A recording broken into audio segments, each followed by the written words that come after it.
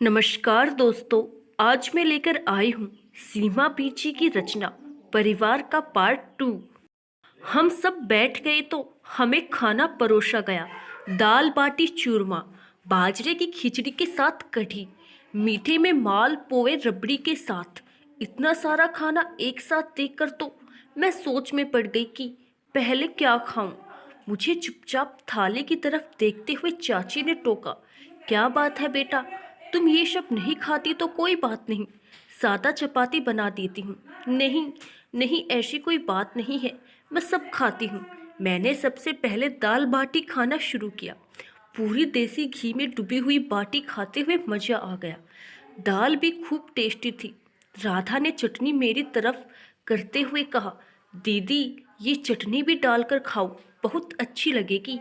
मैंने चटनी भी दाल में डालकर बाटी के साथ खाई तो सच में मज़ा आ गया। बाजरे की खिचड़ी और कढ़ी भी मज़ेदार थी।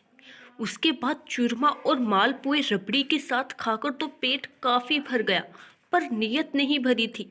खाना तो 5 स्टार होटल को भी मात दे रहा था। खाना खाकर थोड़ी देर सबसे बात करके मैं घर जाने के लिए उठ गई तो चाची ने रोकना चाहा, पर मुझे ग्रेट दादू की चिंता हो रही थी।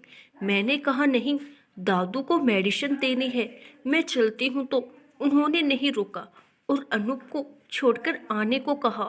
अनूप मुझे गेट के बाहर छोड़कर जाने लगा तो मैंने उसको अंदर आने को कहा तो वो आ गया। थोड़ी देर ग्रेट दादू के पास बैठ गया। दादू ने उसे बोला कि तुम दोनों बराबर के हो, जब टाइम मिले तो इसको थोड़ा घुमा लाना। उसने कहा, ठीक है दादाजी, मैं ले जाऊंगा। मुझे तब बातों ही बातों में पता चला कि अनूप ने बीटेक एग्रीकल्चर में किया है। अभी उसने आखिरी साल के पेपर दिए हैं। वो पढ़ने के बाद अपने गांव में ही रहकर खेती के नए तरीकों से काम करेगा, जिससे उसकी पढ़ाई गांव वालों के काम आ सके और गांव तरक्की करे। मुझे सुनकर अच्छा लगा कि कोई तो बाहर विदेश जाकर पैसा कमाने का न सोचकर अपने देश और लोगों के बारे में सोच रहा है। ग्रेट दादू और मैं रात को खाना खाने के बाद खूब बातें करते थे, गांव की, उनका पाकिस्तान से आकर यहाँ बसने की, यहाँ के किस्से भी सुनाते थे। रिफ्यूजी बनकर आने से लेकर अब तक की तरक्की की दास्तां की गवाही देती है उनके माथे की गहरी लकीरें और हाथों कांपती उंगलियां। उस टाइम में सबने बहुत मेहनत की थी और ये मुकाम हासिल किया था। अपने हवेली नुमा घर की छत से गांव में चारों तरफ हरे भरे खेत ही खेत दिखते हैं। ग्रेट दादू के साथ यहाँ आकर मुझे भी बहुत मज़ा आ रहा है। अनूप भाई भी कभी कभार मुझे खेतों में घुमा लाता है और मिट्टी, फसल और बीजों के बारे में बताता रहता है। हमारी काफ़ी ज़मीन है, ये भी मुझे उसी ने बताया। मुझे तो पता नहीं था। मैंने पूछा कि हमारे खेतों की देखभाल कौन करता है, तो उसने बताया, बड़े दादू ने इसकी देखभाल के लिए अपने एक दोस्त के परिवार को जिम्मेदारी दी थी, पर उनकी डेथ के बाद उनके बेटे देखते हैं। ओके, पर तुम्हें तो सब पता है, हम लोगों को तो पता ही नहीं इस बारे में। हाँ, तो तुम्हें क्या करना है सब कुछ जानकर? तुम तो शादी करके चली जाओगी दूसरे घर। ये सब तो तुम्हारे पापा मतलब ताऊजी को या भाई को पता होना चाहिए। अनूप की ये बात मुझे अच्छी नहीं लगी, पर मैं चुप हो गई। उसने कहा कि वो मजाक कर रहा था, पर मेरा तो मूड खराब हो गया था। उसको तो मैं बोल आई कि कोई बात नहीं, मुझे बुरा नहीं लगा। पर घर पहुंचते ही ग्रेट दादू को आड़े हाथों लिया मैंने, तो वो हंसते हुए बोले कि अक्कू, जमीन तो बहुत सारी है, पर हमने कुछ सोच रखा है, इसीलिए नहीं बताया था और सही वक्त का इंतजार कर रहे हैं। फिर ठीक है दादू। पर अनूप ने बताया तो मुझे कुछ भी नहीं पता था। ग्रेट दादू से बात करके अच्छा लग रहा था। इसी बीच एक बार पापा आए थे, कुछ सामान मंगवाया था और पानी भी। इस बार पापा ने गांव में ही किसी को कहकर मिनरल वाटर के लिए कह दिया था। अनूप ने तो कहा था कि मैं घर से ला दूंगा, पर रोज़ तो अच्छा नहीं लगता, चाहे वो रिश्ते में भाई है, पर एक झिझक तो रहेगी। उस दिन लंच करके उनके घर से आने के बाद मैंने भी सबको खाने पर आने को कहा तो बड़ों ने तो मना कर दिया, पर सब बच्चे आए थे। पापा ने सब सामान मंगवा ही लिया था, तो मैंने काकी की हेल्प से पास्ता, नूडल्स और मंचूरियन बनाकर खिलाया। मीठे में फ्रूट कस्टर्ड बनाकर खिलाया। सबको अच्छा लगा। दादू को भी फ्रूट कस्टर्ड पसंद है तो थोड़ा सा मीठा डालकर उनको भी खिलाया। रात को छत पर घूमना अच्छा लगता है ना, ऐसा दिखता है जैसे आसमान में तारों की चादर बिछी हो। मैंने एक दो बार बाहर सोने की कोशिश की थी पर नींद नहीं आई तो रात को अंदर ही सोना पड़ा। ग्रेट दादू से आसपास के लोग उम्र में छोटे ही थे। दादू किसी के चाचा तो किसी के ताऊ, किसी के दादा लगते थे। आसपास के घरों में कुछ खास बनता तो हम दोनों के लिए आ जाता। मुझे बड़ा मज़ा आ रहा था, इतना स्पेशल ट्रीटमेंट जो मिल रहा था। साथ ही एक झिझक भी थी। कोई मीठा लाता तो ग्रेट दादू रखवा लेते थे पर साथ में ही उन्हें मना भी कर देते कि उन्हें डायबिटीज़ है तो आगे से मीठा मत लाना। बेटा अनूप से घुल मिल गई थी तो कभी कभार उसके घर थोड़ी देर के लिए चली जाती। वहाँ राधा और बच्चे भी मिल जाते तो टाइम जल्दी बीत जाता। ग्रेट दादू जब से आए थे अनूप के पापा या चाचू वगैरह कोई मिलने नहीं आया था।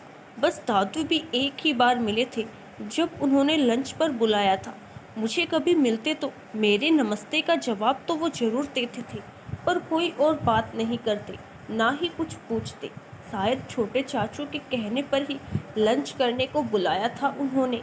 पर ये भी था कि किसी चाची या चाचा ने किसी को मुझसे बात करने के लिए मना भी नहीं किया था, तभी तो वो खेलते थे और बात करते थे। जब से मेरा ध्यान इस बात पर गया था तब से मैं हर छोटी बड़ी बात पर गौर करने लगी। काफ़ी सोच विचार के बाद एक दिन ग्रेट दादू से पूछ ही लिया, दादू आज बता ही दो छोटे दादू की फैमिली से हमारी क्या लड़ाई है। बेटा लड़ाई कोई नहीं है, बस गलत फहमियाँ हैं जो पहले हम दूर नहीं कर पाए क्योंकि एक दूसरे पर गुस्सा बहुत था। फिर बाद में हम यहाँ रहे नहीं तो बात वही की वही रह गई। फिर भी दादू बता दो ना क्या गलतफहमी है। अब टालो नहीं दादू, लगता है आज मानेगी नहीं। ठीक है तो सुन, तेरे पापा की बुआ का रिश्ता अनूप की परदादी ने अपने एक रिश्ते में भाई से करवाया था। बाद में किसी से पता चला कि वो अच्छा लड़का नहीं है तो मैंने रिश्ते के लिए मना कर दिया तो मेरा भाई नाराज हो गया और अनूप की परदादी को लगा कि मैं झूठ बोल रहा हूँ। मेरी बात कोई मानने को तैयार नहीं था। उसके बाद मैंने तेरी बुआ दादी की शादी अपने एक दोस्त के बेटे से कर दी तो उन्होंने इस बात को भी गलत ढंग से ले लिया और मेरा छोटा भाई मुझसे नाराज हो गया। वो बात और नाराजगी सालों वही रही।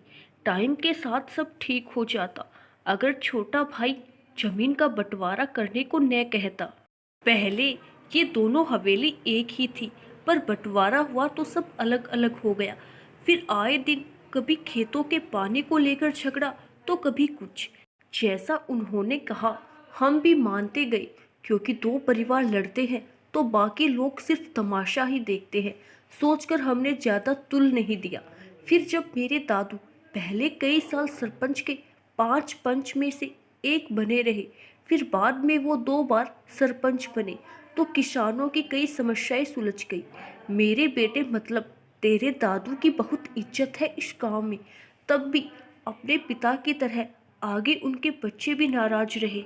अनूप की परदादी को जब कई सालों बाद अपने उस भाई की बुरी आदतों का पता चला तो वो मुझसे माफ़ी मांगने आई थी पर बच्चों ने अभी तक उस झगड़े को पकड़ रखा है। तेरे छोटे दादू ने थोड़ा बहुत बोलना शुरू किया था जब तेरे दादू नहीं रहे, तभी तो उन्होंने तुझे अपने घर बुलाया था। अब तो सब पता चल गया ना अक्कू बेटा। बाकी छोटी बड़ी न जाने कितनी बातें हैं जिनका अब कोई मतलब ही नहीं रह गया। मेरे भाई भाभी के जाने के बाद तो वैसे भी शिकायत क्यों रखनी, समझाया था, आगे उनकी मर्जी। ठीक है मेरे स्वीट दादू, अब आप आराम कर लो। सब ठीक होकर पहले जैसा करने की कोशिश करते हैं दादू। ठीक है मेरी अम्मा, जो मर्जी कर, पर किसी से लड़ना नहीं और न ही किसी को भला बुरा कहना। कूल दादू, ऐसा कुछ नहीं होगा। हमारी इतनी बड़ी फैमिली और इतने सारे कजन्स हैं, आइडिया नहीं था। अब जब पता चल ही गया है तो सब कुछ ठीक हो जाए तो कितना अच्छा हो जाएगा और मज़ा भी कितना आएगा। मुझ पर तो एक धुन सी सवार हो गई थी।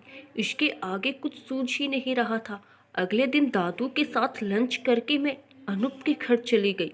वैसे तो दादू लंच करके सो जाते हैं और काकी को भी यही रुकने को बोला हुआ है। फिर भी ग्रेट दादू को बता दिया कि मैं बड़े चाचू के घर जा रही हूँ। सब बच्चों की छुट्टियां हैं तो सब वैसे भी इस टाइम खेल रहे होते हैं। गेट खुला हुआ था। चाचू शायद अभी आए थे। मैंने उन्हें नमस्ते की तो उन्होंने मेरी नमस्ते का जवाब सिर हिला कर दिया। मुझे थोड़ी शैतानी सूझी। मैंने उन्हें फिर नमस्ते की। उन्होंने फिर सिर हिलाया और अंदर जाने लगे। मैंने इस बार थोड़ी तेज कहा, चाचू नमस्ते। उन्होंने मुझे घूर कर देखा पर जल्दी से नॉर्मल होकर बोले, क्या बात है छोरी, तेरी नमस्ते का जवाब एक बार में दिया तो फिर क्यों बार बार नमस्ते कर रही है। चाचू, मुझे पता ही नहीं चला आपने मेरी नमस्ते का जवाब दिया। मैंने सुना नहीं और मुझे लगा कि आप भी शायद ग्रेट दादू की तरह थोड़ा कम सुनते हो। कहने को कह तो गई पर अंदर से डर भी लग रहा था कि बुरा न मान जाए। वो मेरी बात सुनकर रुक गए। उन्होंने मुझे एक बार फिर गौर से देखा और जोर से हंस दिए और बोले, नमस्ते छोरी, चल अंदर आजा अब। मेरी भी जान में जान आई। हमारी आवाज़ सुनकर दूसरे चाचू जो बैठक में लेटे हुए थे वो भी उठकर बैठ गए। मैंने उन्हें भी नमस्ते की तो उन्होंने भी सिर हिलाकर साइड में रखी चेयर पर बैठने का इशारा किया। मैं वो दोबारा नहीं दोहराना चाहती थी पर छोटे चाचू ने हंसते हुए कहा, न भाई साहब, मेरी जैसी गलती मत करो तुम। छोरी फिर नमस्ते करेगी, इसको नमस्ते का जवाब बोलकर दीजिए। बड़े चाचू ने कहा, नमस्ते बेटा, खुश रहो। और अपने छोटे भाई को बोले, क्या बात है छोटे, तुझे बहुत हंसी आ रही है। फिर जवाब में छोटे चाचू ने पूरी बात उनको बताई तो वो भी खूब हंसे। तब तक दोनों चाची और राधा भी आ गई। मैं राधा के साथ ऊपर जाने लगी तो बड़े चाचू ने रोक लिया। बैठ छोरी, हमसे भी बात कर। मैं तो यही चाहती थी, सो आराम से बैठ गई। उन्होंने पूछा, छोरी, जो तूने छोटे के साथ मजाक किया उसके पीछे क्या वजह है। पहले भी तू आती है तो शायद हम लोग ऐसे ही नमस्ते का जवाब देते हैं, फिर तुझे ऐसा क्यों लगा कि ये कम सुनता है। बड़े चाचू, मैं सोचती हूँ कि ये भी मेरा घर है तो सब मुझसे बात करें।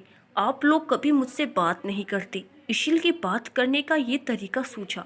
आपको बुरा लगा हो तो माफ़ कर दीजिए। अच्छा लगा छोरी, बहुत बढ़िया लगा तेरा तरीका। और तूने बिल्कुल ठीक कहा कि ये भी तेरा घर है। हमें ज़्यादा बोलने की आदत नहीं है न। हमारे बच्चे भी हमसे काम की बात ही करते हैं, इसीलिए जवाब इशारों से ज़्यादा दिए जाते हैं और सब समझ भी जाते हैं।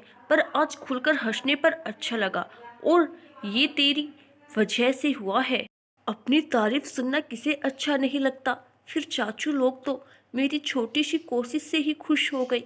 बहुत सारी बातें की उस दिन दोनों चाचू ने चाचियों ने। मेरी पढ़ाई, अनिकेत के बारे में, मेरे छोटे चाचू और पापा के बारे में। रिश्तों पर जमी बर्फ़ को पिघलाने के लिए मेरी पहली कोशिश कामयाब हो गई थी। आत्मविश्वास बढ़ गया था कि आगे की सफ़र के लिए। अपने दोनों बेटों को मेरे साथ खुश होकर बातें करते देख छोटे दादू भी बहुत खुश हो गए। उन सबके साथ बातें खत्म होने को ही नहीं आ रही थी तो अनूप से रात को या कल बात करने का सोचकर घर वापस आ गई। आज छोटे दादू मुझे छोड़ने आए और अपने चाचा जी यानी मेरे ग्रेट दादू से मिलने अंदर भी आए। दोनों चाचा भतीजा खुशी खुशी बातें कर रहे थे और मैंने काकी को सबके लिए चाय बनाने के लिए कह दिया। छोटे दादू के साथ बातें करते हुए ग्रेट दादू के चेहरे पर अलग ही चमक आ गई थी। छोटे दादू भी जैसे पूरे गांव की और मोहल्ले की सब बातें एक ही दिन में कह देना चाह रहे थे। छोटे दादू को हमने डिनर के लिए भी कहा पर वो रुके नहीं। यहाँ तो रात को 9 बजे के बाद लगता है लोग घरों से ही नहीं निकलते। मैं भी खाना खाने के बाद घर पर सबसे बात कर लेती थी। ग्रेट दादू को तो मॉम पापा दिन में एक बार कॉल कर ही लेते थे। सबसे बात करने के बाद अनूप को कॉल किया। उसने फ़ोन उठाया तो मैंने उसको कहा अपनी छत पर आ जाए, मैं अभी आ रही हूँ, कुछ बात करनी है। उसने मना कर दिया, कहा कल दिन में बात करते हैं, ये वक्त नहीं है छत पर जाने का। तो मैंने फिर फोर्स नहीं किया। सुबह जब दादू के साथ घूमने निकली तो दादू का मन और आगे जाने का था, पर वो थक भी बहुत गए थे। जब नहीं माने तो एक बैलगाड़ी वाले जा रहे थे, तो मैंने उसे कहा, चाचा जी आप हमें हमारे खेतों में छोड़ दोगे? हाँ छोड़ दूंगा, पर बाबा को रास्ता तो पता है न? हाँ पता है, कह मैंने दादू को उनकी बैलगाड़ी में बिठाया और उन्हें रास्ता बताते रहने को कहा। ग्रेट दादू ने बैलगाड़ी वाले से पूछा, बेटा पहले ये बता तू किसका बेटा है? उन्होंने अपनी पहचान बताई तो दादू है, वो भी ग्रेट। उनकी फैमिली की सारी छानबीन करने के बाद बोले, बेटा जहाँ तू काम करने जा रहा है न, मुझे भी वहीं जाना है। वो हैरान होकर कभी मुड़कर मुझे देखे तो कभी दादू को। वहाँ पहुंचकर दादू मुझे बता रहे थे कि ये सारे खेत हमारे हैं। दादू बता रहे थे कि हमारे खेतों में गेहूं, धान, गन्ना और काला चना बोया जाता है, जो कि सीजन के हिसाब से बोते हैं। मुझे ज़्यादा तो पता नहीं था कि कब क्या लगता है, पर दादू की बातें ध्यान से सुन रही थी। बैलगाड़ी वाला शायद खेतों पर काम करने वाला एक मजदूर थे, जो दादू की बातें सुनकर किसी दूसरे अंकल को बुला लाए। वो अंकल जी दादू को पहचान गए थे। अरे ताऊ जी आप कब आए? मुझे किसी ने बताया ही नहीं। बेटा मुझे आए तो 1 हफ्ता होने वाला है। अभी ये गांव इतना बड़ा नहीं हो गया कि मेरे आने का तेरे ताऊजी को भी पता नहीं चला, और न तुझे। ताऊजी मैं तो बेटे को अलवर छोड़ने गया था, तो कल शाम को ही आया हूँ, और बाऊजी की तबीयत ठीक नहीं है तो घर पर ही हैं, इसीलिए पता नहीं चला होगा, नहीं तो जरूर आते। उनका जवाब दादू को संतुष्ट नहीं कर पाया, पर वो ऊपर से चुप ही रहे, और उनकी चुप्पी में भी नाराजगी को पढ़ लिया था उन्होंने। तभी वो बोले, मैं यहाँ से फ्री होकर आपके पास आता हूँ 1-2 बजे। दादू बोले, 1-2 बजे मत आना, आराम से 5-6 बजे तक आना, अपना काम निपटा कर। तेरे बाबूजी की तबीयत ठीक हो तो उनको साथ ले आना, नहीं तो हम आ जाएंगे मिलने। ठीक है ताऊ जी, मैं आकर मिलता हूँ। आप लोग रुकोगे खेत पर या अभी जाएंगे? रुक रहे हैं तो साथ चलते हैं, मैं घर छोड़ दूंगा। अभी कुछ देर हम यहीं हैं, तुम लोग अपना काम करो बेटा, दादू ने कहा तो वो चले गई। उनके जाने के बाद भी दादू किसी गहरी सोच में थे। मैंने उन्हें ऐसे बहुत कम देखा था, तो मुझसे देखा नहीं गया। मेरे कूल दादू किसी सोच में हो आप? क्या हुआ?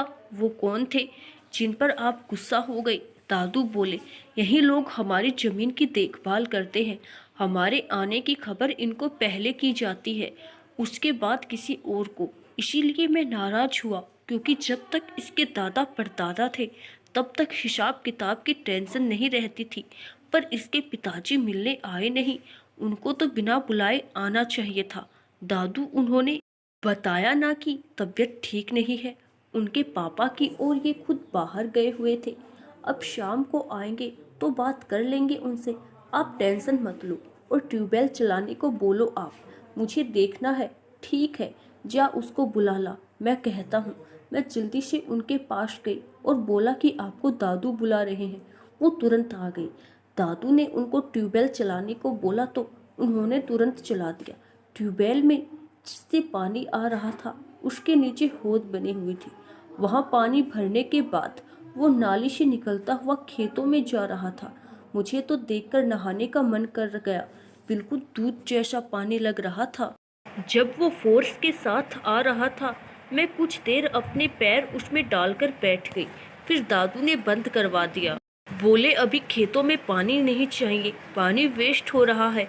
हम थोड़ी देर रुककर चलने लगे तो वही बैलगाड़ी वाले चाचा जी हमें वापस छोड़ गए, और रास्ते में कई बार उन्होंने दादू से माफ़ी मांग ली। ग्रेट दादू ने कहा, कोई बात नहीं बेटा, मैं तो तेरे पूरे परिवार को जानता हूँ, तू मुझे नहीं पहचानता क्योंकि मैं कई साल बाद आया हूँ, और तूने बताया कि तू अपने नाना के गांव में ही बड़ा हुआ है। घर आने तक 10 बज गए थे। दादू को बहुत भूख लगी थी। काकी को जल्दी से चाय बनाने को कहकर दादू के हाथ पैर धुलवा कर पहले उनकी शुगर चेक की। नॉर्मल देखकर राहत की सांस ली, क्योंकि घर पर 1-2 बार ऐसे ही लेट हुए खाने में तो शुगर लो हो गई थी। इसीलिए मैं डर गई थी। शुगर परफेक्ट थी तो मैंने दादू को 2 मीठे बिस्किट दे ही दिए। ग्रेट, दादू मीठा खाकर बच्चे की तरह खुश हो गई। नहा धोकर नाश्ता करके दादू थोड़ी देर सो गए और मैं अपना कमरा ठीक करने लगी। मैं अपना काम करके आई तो देखा ग्रेट दादू के पास कोई अंकल जी बैठे हैं। मैंने जाकर नमस्ते की और चाय के लिए पूछा तो उन्होंने मना कर दिया, पर दादू ने कहा कि बना लाओ, मैं भी पी लूँगा। दादू के लिए फीकी और अंकल के लिए मीठी चाय लाकर मैं वहीं बैठ गई। ग्रेट दादू ध्यान से उनकी बात सुन रहे थे और मैं भी। दादू के चेहरे पर अलग अलग भाव आ रहे थे, पर जितना मैं समझ पाई उनकी बातों से तो यही समझी कि वो गांव के खास खास लोगों की बातें और कौन क्या बो रहा है और कैसी फसल हो रही है की बातें हो रही थी, जो मेरे लिए काम की नहीं थी। इसीलिए मैं बोर हो गई। दादू ने मुझे कप ले जाने के लिए कहा और काकी से खाना बनवाने के लिए भी। मैं किचन में गई तो सब तैयारी थी, बस चपाती बनाना रह गया था, जो साथ साथ बनाएंगी। कुछ देर बाद जब अंकल चले गए तो हमने खाना खाया और दादू को मेडिसिन दे छोटे दादू के घर चली गई। काकी को भी बोल दिया था कि दादू बुलाने को कहे तो फोन करवा देना। वहीं गई तो दादू बाहर वाले अपने कमरे में सो रहे थे। बैठक में चाचू लोग खाना खा रहे थे। मुझे देखकर हंसते हुए बोले, नमस्ते छोरी। मैंने भी दोनों हाथ जोड़कर ऊंची आवाज में नमस्ते का जवाब दिया। चल छोरी, आ बैठ, खाना खा ले। चाचू, मैं अभी खाकर आई हूँ। बस दादू को मेडिसिन देकर अनूप भाई से मिलने आ गई। कुछ काम था। छोटे चाचू का सबसे बड़ा बेटा जो चाची की गोद में बैठा था, उसे चाचू ने कहा, जा दीदी को अनूप भाई साहब के पास ले जा। अपने पापा की बात सुनकर झट से कोठी से निकलकर मेरा हाथ पकड़कर चल दिया। चलो, मैं ले चलता हूँ आपको। कमरा शायद अंदर से बंद था। वो मुझे छोड़कर नीचे भाग गया। मैंने नॉक किया तो उसने दरवाज़ा खोल दिया। तुम इस टाइम इतनी धूप में? मुझे बोलती, मैं आ जाता। तुम भी तो धूप में ही आते ना। हाँ, पर हम लोगों को आदत है, तुम्हें कहाँ आदत होगी धूप गर्मी वगैरह की। उसकी इस बात पर गुस्सा आ गया मुझे। क्यों भाई, तुम भी तो शहर में पढ़ते हो, तो वहाँ धूप गर्मी नहीं होती क्या? अरे तुम तो गुस्सा हो गई, मजाक कर रहा था। अब बताओ क्या बात करनी थी रात को? अरूप, मुझे ये हमारी फैमिली में जो मिसअंडरस्टैंडिंग है या कह सकते हो कि नाराज़गी है, उसको दूर करना है। इसे हम बच्चे चाहें तो ज़्यादा टाइम नहीं लगेगा सब ठीक होने में। क्या तुम मेरी हेल्प करोगे? हाँ, क्यों नहीं। नेकी और पूछ-पूछ, हम सब बच्चे तुम्हारे साथ हैं। तुम बताओ क्या और कैसे करना है। मैं आज शाम को या कल बताऊंगी कि कैसे करना है। मेरे ऐसे कहने पर बोला कि ठीक है, पर तुम रात को फ़ोन कर सकती हो, पर छत पर आने को मत कहना, ये ठीक नहीं रहेगा। तुम मुझे पुरानी सोच वाला कह सकती हो, पर बहन हो तुम मेरी, तो सही गलत का ध्यान भी रखा जाएगा। ओके बिग ब्रदर, नहीं कहूँगी, हम फ़ोन पर बात कर लेंगे, ठीक है।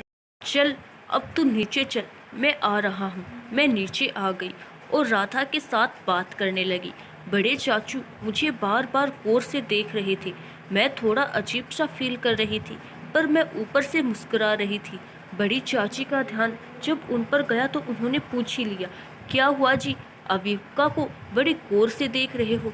तो वो बोले कि इसकी आंखें अपने दादा जैसी है और माथा भी। उनकी बात सुनकर मेरी जान में जान आई। वो बिल्कुल ठीक कह रहे थे।